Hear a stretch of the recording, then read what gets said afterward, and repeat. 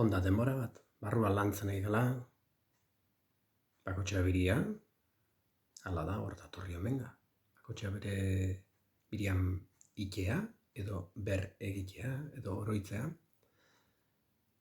Baliabide pila bat, konpartitu jugu, baliabide pila bat ikasetxu norbeak.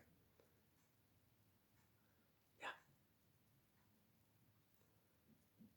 Bi aukera daude. Edo mentea zure alde dakazu,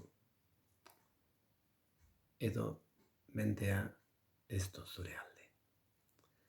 Mentea zure alde baldin bado, zure bizitza zuk gobernatzen zu edo zuk erabakitzen zu ze oroitu, nola oroitu eta nola bizitu.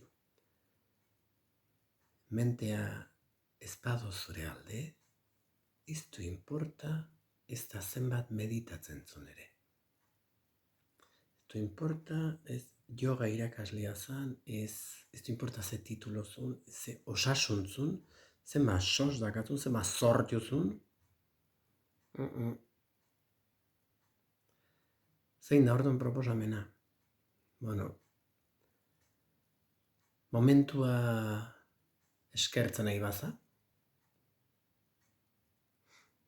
mentea zure alde du. Eo zein lekutan, ez du hainbeste inportan non zauden, baizik eta nola bizizun.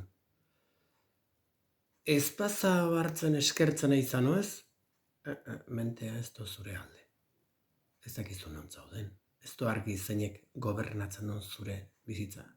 Zuk edo mentik. Ez badu argi, mentia da gobernatzen. Zaindu, mezizu, ike harri mezizu, zaindu zake